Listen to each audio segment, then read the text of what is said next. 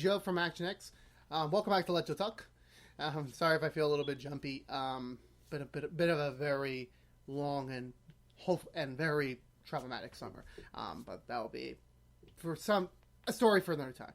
And also, this is the first Let Joe Talk I'm doing in a while, so I'm sorry if I'm feeling a little bit loose. Again, very problematic summer. Haven't been able to do this much filming. But today I want to start off with saying this is going to be the beginning of a two-parter sort of thing in terms of you'll understand when part 2 comes out and this will all tie together. The reason why I'm doing this is that the television season, or at least the TV season, which if you don't know is when most of the TV shows that you get to see nowadays usually airs from the late September to the mid-May spot, and that's usually when I'm the most busiest because I'm watching a lot of shows, and those are when the shows come back. So I'm in for a very long season this year, especially the fact that I don't know when this is going to go live necessarily, but if it has, you'll understand why this fall is going to be very important. But if you haven't, stay tuned with that. I love recording in a future time loop. But anyway, so today for part 1, I want to talk about what could be the proper episode count for a superhero TV show in 2019 to 2020. The reason why I say that is that, again, new TV season starting, and I'm just very curious to see what would be the proper episode count, and we're going to try and figure this out together. So let me know what your proper count would be.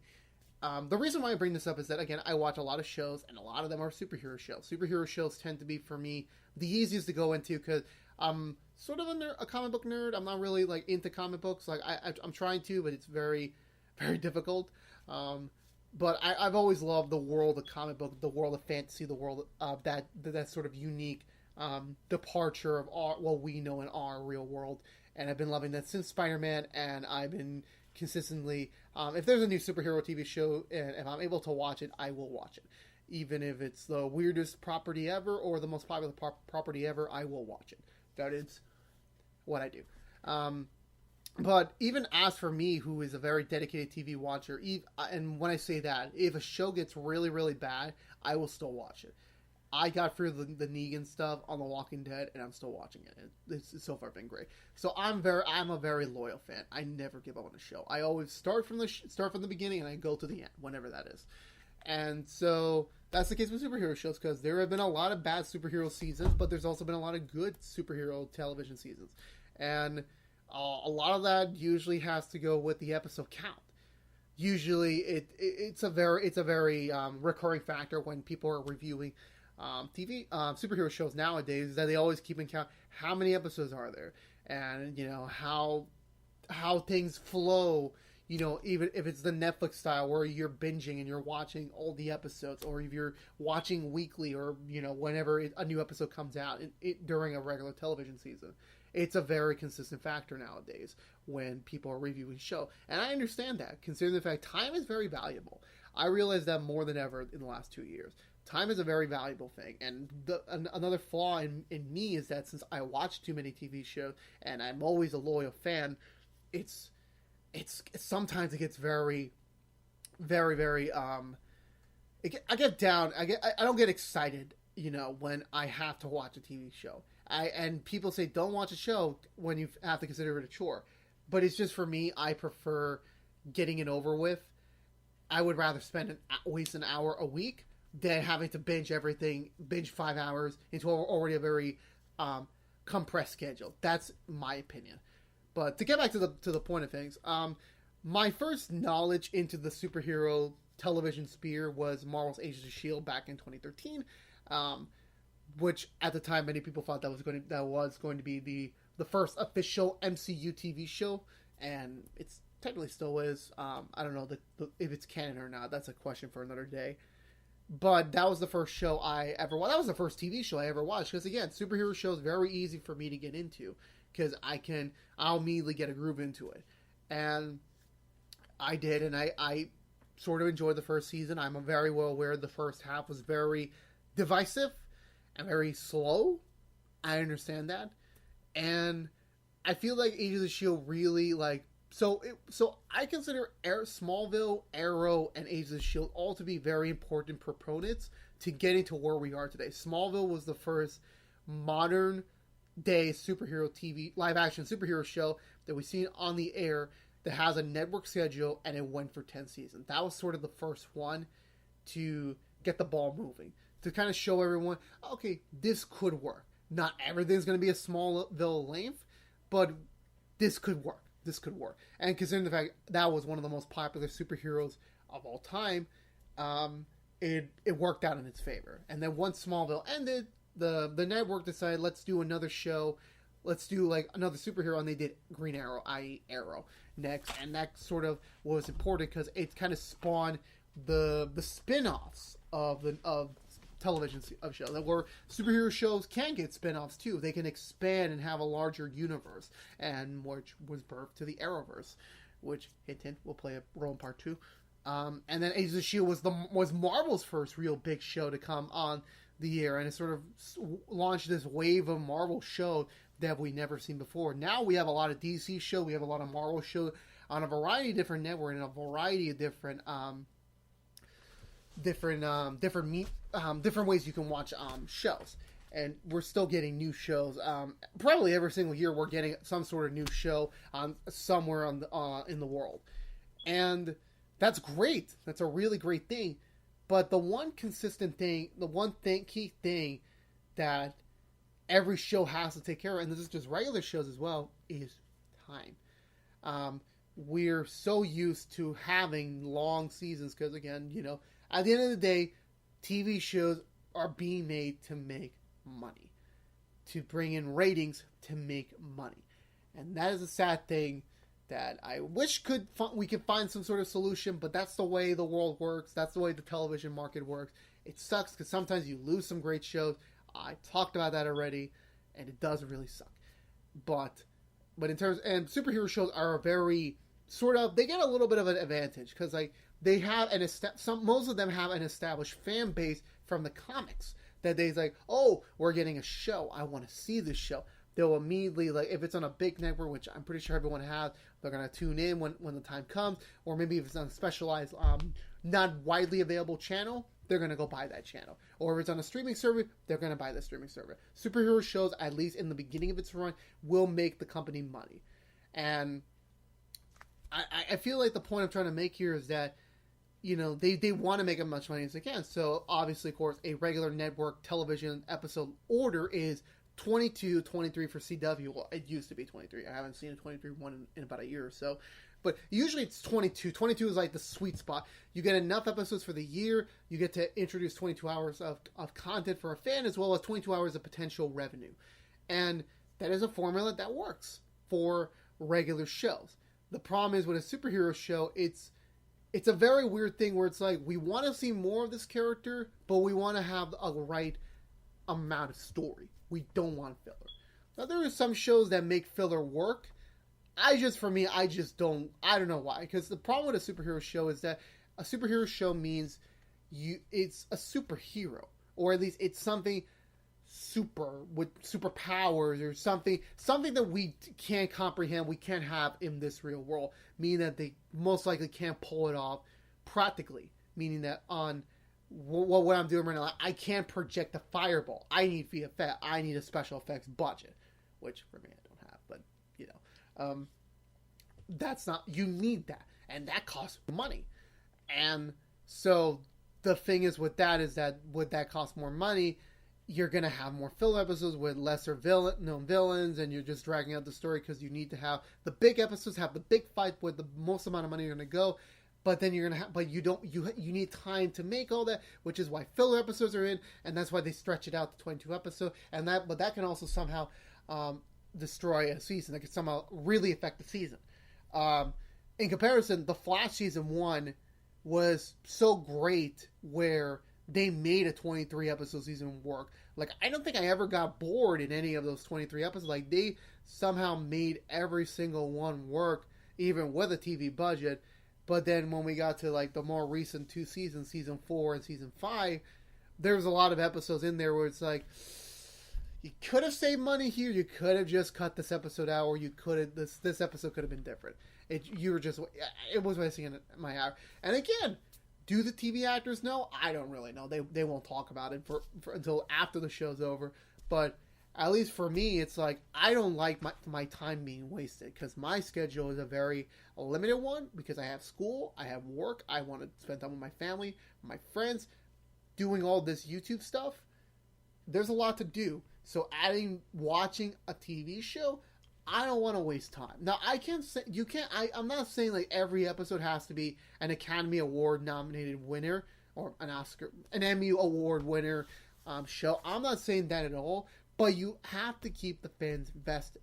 I know the super fans will watch every single episode no matter how the quality is because that's how it is. But for me, I'm stretched so thin, and I feel like a lot of people are like that, where you don't want your time to be wasted with a show. Your time is valuable, and you're giving your time to these shows. So you kind of feel obligated, and you kind of you want that superhero show that you love, but you want it to tell a great story and not waste your time. And I totally agree with that. I really do. And also, to go back to where things were changing was that when 2015 happened, Netflix released their first superhero show in Marvel's Daredevil. That was similar to The Flash, where it was a great success. It was a great story, great characters, great episode in 13 episodes, not 22. So it showed the fan, we can get 13 episode seasons that are great. Sure, we get less, we lose 9 hours, but we get a great story. And that sort of started the trope in Netflix, where obviously Netflix always does 13 episode season. That's anything new, even from then to now. But it kind of solidified the fact that now every show they do has to be Daredevil quality. And spoilers, didn't end up like that. It really didn't. It sort of just kept going down, down, down, down. Where nowadays, we're getting too many shows. And it's like, we're getting to Pennyworth, and now the last year was The Gifted, sadly, which got canceled. And we have Runaways, Cloak and Dagger. We have so many now obscure characters or very lesser known characters getting their own shows. And that's great to get more stuff. And the one consistent thing is that they haven't been 22 episode seasons, thank God. I feel like we're starting to get to the point where 22 episode seasons are no longer going to be the norm, which is crazy. I'm not saying they're going to go away. They aren't. They're going to always be a consistent thing with regular show and maybe some superhero show. But I feel like more networks and more, companies are being aware that this is not going to be a sustainable thing. Where when you have a Superman show or a Batman show, you do not... Those have so much of a rogues gallery. Even the Marvel set with Spider-Man, Iron Man, Captain America. But sadly, not all of them are going to get their own TV show. So when you start going down, down, down the tiers... You're still getting great characters that you can still tell a great story with, but you don't have enough villains or enough rogue gallery or something so interesting to keep the fans going. Now, again, there is original story, there is original villains. You could always do that, but that's something, again, with a TV schedule, you're not at eligibility to craft out 22 amazing villains. You can maybe do 7 or 8, or I don't know how many you could do, but you can't really do that. So you have to rely on those comic book villains, but you don't have access to every one of them, or maybe they're just too expensive to produce, or maybe it's always something. And that's the point where I think, a lot of shows on the air have been dealing with. And also, the other thing is that, one, I feel like that every supervillain, like every superhero has that one arch enemy that could last a whole season, but you don't have a lot of them. You really don't. The Flash had the Reverse Flash in season 1. That worked out perfectly. Season 5, Cicada, it didn't work. It just didn't. And that's another aspect of the superhero TV show. There's always this one big bad, as many shows like to call it nowadays. The big bad, the big villain of the whole season. Who is the heroes are trying to fight at the end of the season? And sometimes they're not even worth waiting around the whole season. It just doesn't work. And I feel like another thing that I'm going to praise Agents of S.H.I.E.L.D. for later in its life, where they were aware that Agents of S.H.I.E.L.D. is not a superhero. They're a team of agents, but they're not superheroes. They can't really have that.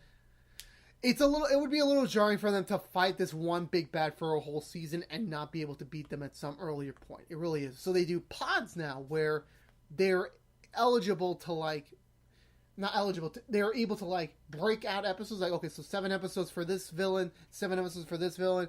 6 episodes for this villain. They have a consistent story arc going through, and it works. It somehow works. And again, that's a very specific scenario where you have a lovable cast, you somehow have this charm, and they have great writers, and they were able to make this work. And I was very surprised by that. Even now with the recent seasons, which sadly is going to wrap up soon, they got an episode reduction to just make the storytelling a little bit easier, as well as to save some money. It's all about saving money nowadays.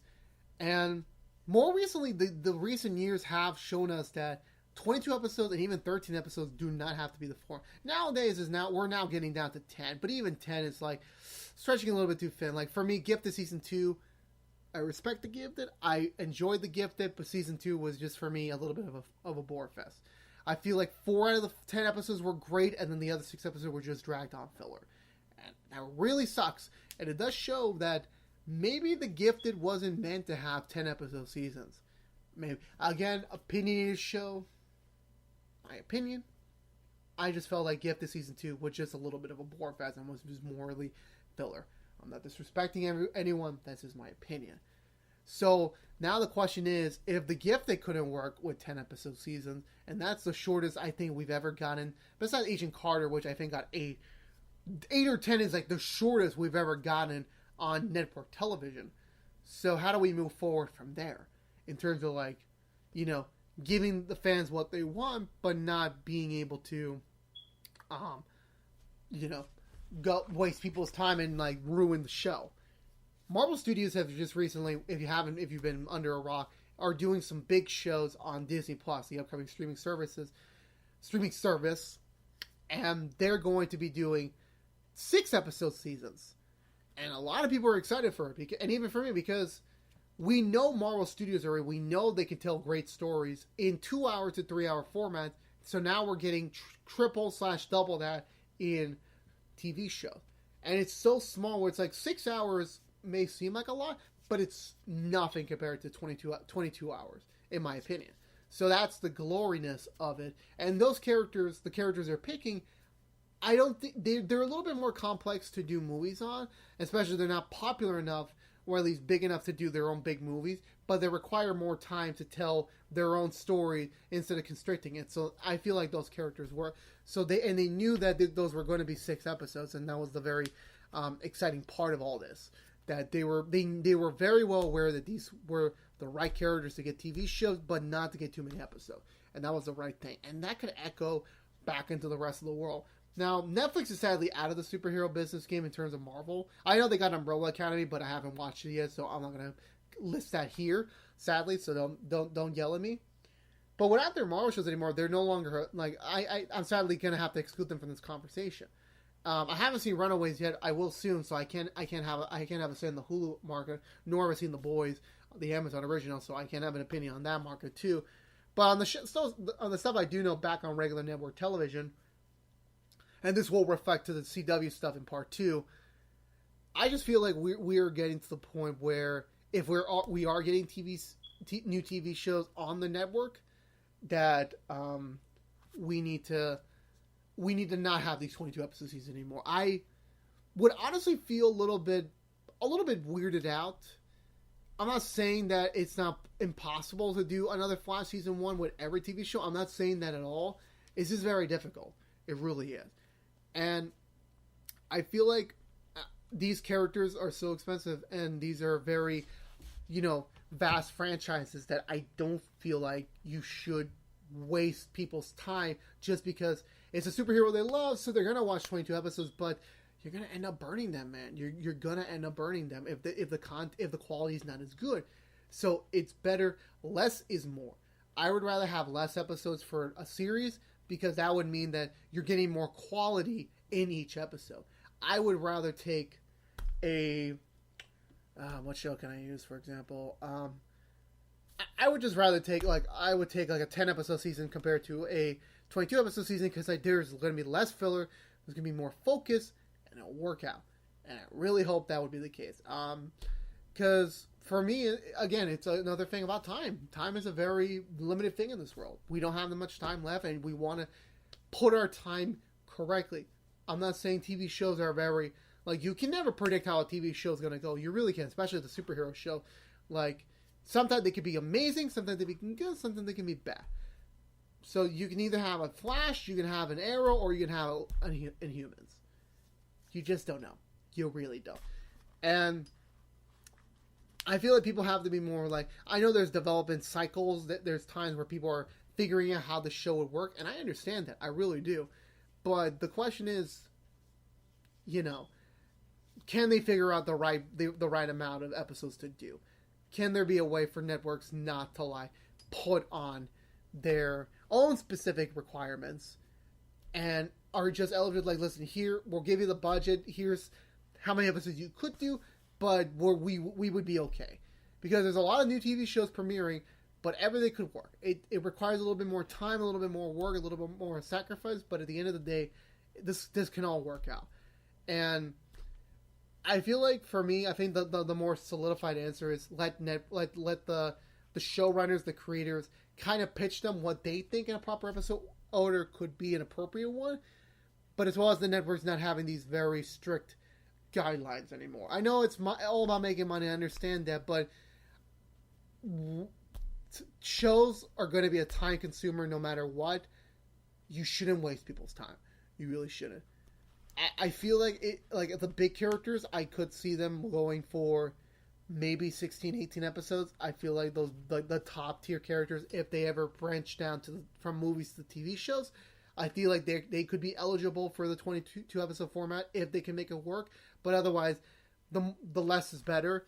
In terms of the smaller scale heroes, smaller, less known properties, 10 seems like to be a comfortable factor right now in terms of recent shows.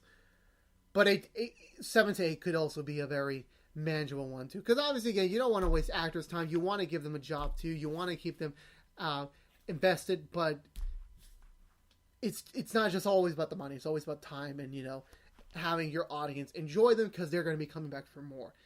And less is more. People will go and see, oh, they have less episodes. This is manageable. I love this show. I will stick to for the next season. There you go.